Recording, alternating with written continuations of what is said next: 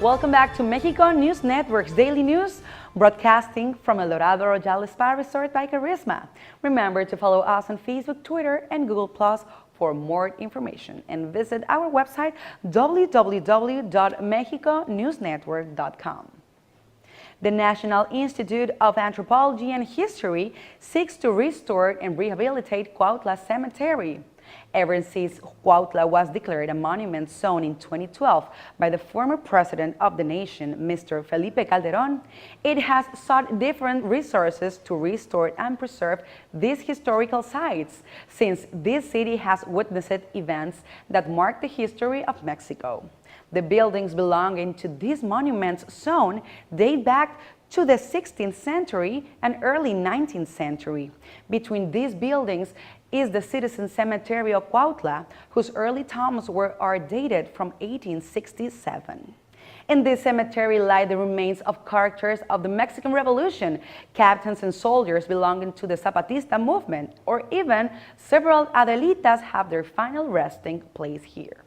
This was also the resting place of general and revolutionary hero Emiliano Zapata Salazar before his remains were transferred to the South Revolution Square. The architect Roxana Galindo is the owner of the project presented by the INAH for the restoration of this historic place because, as she says, beyond the story that keeps Cuautla's Citizen Cemetery, this project is also about preserving the architectural pieces of the tombs, churches, and the areas that make up the cemetery. According to the previous studies of the restoration work of the cemetery is of urgent need due to the inadequate maintenance it has been given in recent years, as the construction of the pits near to the chapel and planting around has caused important erosion in the foundation of the building. In other news, Oaxaca is a state in Mexico that is rich in natural beauty, delicious gastronomy, impressive archaeological sites, magnificent architecture, and some of the best kept textile traditions. These cultural treasures date back to pre-Hispanic times and have been passed through generations. Today, they are still made with artisanal methods. In Oaxaca, there are many indigenous communities that have kept their textile traditions, from growing the plants to produce threads and textiles, up to the most delicate hand embroidery details. The reason to sew embroidery on their garments is to symbolize different things. Traditional embroidery from Oaxaca is like clean canvas, ready to be filled with dreams, stories, and magic. The Mazateco community in San Bartolome, Ayautla, is one of the indigenous groups that still embroider their traditional clothing by hand.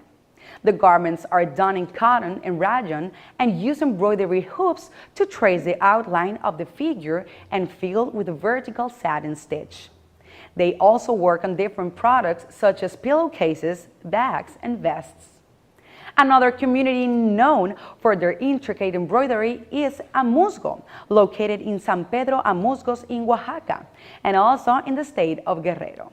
They sew their personal dreams and aspiration in horizontal lines across three-section huipil tradition dress-like garment. Next up is probably the best-known indigenous embroidery known from Mexico, the Zapoteco, which is made up by several communities. Starting up with the Zapoteco community in San Antonio Castillo Velasco, who are known for an intricate embroidery known as Make Me If You Can, a gather stitch that creates pleating on the cotton garment. The white blouse is filled with numerous colorful flowers that reminds us of the thick flora of the area. And last but certainly not least, we have the Zapoteco community located at the Istmo de Tehuantepec. Women of this community are often called Tehuanas. This traditional clothing was worn by the famed Mexican artist Frida Kahlo. Maria Greber, one of the greatest Mexican composers of all times, was in fact born as Maria Joaquina de la Portilla Torres. Her baptism certificate says she was born on September 14, 1885 in León, Guanajuato. Daughter of a Spanish father and a Mexican mother, Maria showed great musical talent from the age of 4 by composing a Christmas carol with lyrics, which she wrote all on her own. At the age of 6, she traveled to Europe, first to Sevilla, where her father was originally from. and then to Paris, where she immersed herself in the music learning world and had grand teachers like Franz Lenhardt and Claude Debussy, who always suggested and urged her to always keep her spontaneity. Towards the end of her teenage years, she returned to Mexico and joined her Aunt Cuca Torres choir. In 1916, her family moved to New York City because of the revolutionary movements in Mexico. 4 years after, she would start working for Paramount Pictures and 20th Century Fox by composing musical backgrounds for several films.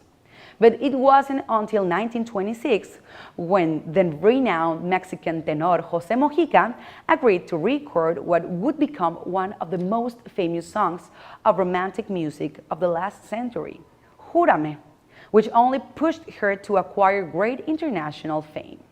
Thereafter, Maria Grever scored hit after hit with songs like Así, Alma Mía, Bésame Mucho, Volveré y Cuando Vuelva a Tu Lado. All of them great masterpieces, and many have been interpreted by the best singers in the world, such as José Mojica, Frank Sinatra, Enrico Caruso, José Carreras, Plácido Domingo, Luciano Pavarotti, among many, many others. The famous composer died on December 15, 1951 in New York City, but she requested her remains were transferred to Mexico City. In 1953, the Chilean filmmaker Tito Davidson performed the film Cuando Me Vaya, Maria Grever biographical melodrama starring actress Libertad Lamarque. In other news, born in Zacatecas in 1931, Rafael Coronel was artistically influenced directly by his family and his surroundings and environment during his childhood. He was born amid an artistic household and is the youngest brother of Pedro Coronel. His paternal grandfather was a church decorator and was son-in-law of Diego Rivera. His first drawings date from 1936, but for a long time in his youth, he discarded the idea of being a professional painter, ever criticizing the decision of his brother to study painting in Mexico City. Rafael Coronel said that in his youth, his aspirations were studying architecture and making a career as a soccer player. It was not until 1952, after winning a painting competition of the National Institute of Mexican Youth, that he enrolled in the School of Painting in Sculpture La Esmeralda, which according to the artist represented a betrayal of his father, but an asset to the country. This got him to a scholarship of 300 pesos a month, which allowed him to get a job and further develop his work. Months later, he would be expelled from school for not doing what his teachers wanted, and he began a self-taught work. Rafael Coronel coincides with the Mexican breakaway generations, although more by attitude than by formal proposal. In 1954, he meets gallery owner Inés Amor on the recommendation of Guatemalan artist Carlos Mérida, bringing his work into a select group of artists of that time. Soon after 4 fruitful decades of creative work, he started exhibiting his work in Mexico, US, Brazil, Belgium, Italy, and Japan, among other countries. In 1960, he married Ruth Rivera and worked in his father-in-law's studio, Diego Rivera, for over 20 years. He says that this has been one of its most prolific stages. Ruth died in 1969, daughter of Diego Rivera and mother of his only son, Juan Coronel Rivera.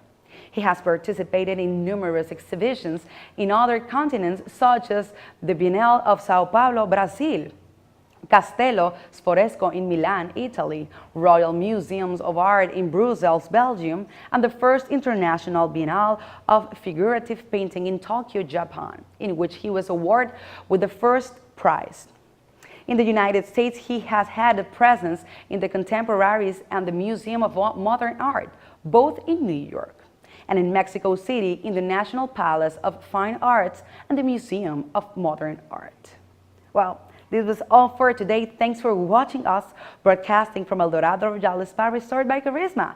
I am your host, Sofia Rattinger, and do not forget to follow us on Facebook, Twitter, and Google+, and log on to our website, www.mexiconewsnetwork.com, for more relevant information about Mexico and the world. We'll see you the next time.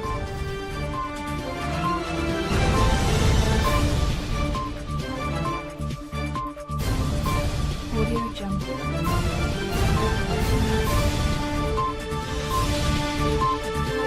Audio Jungle.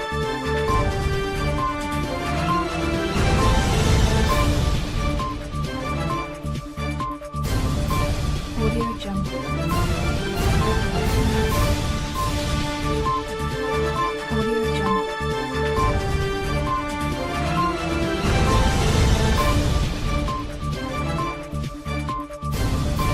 Audio Jungle.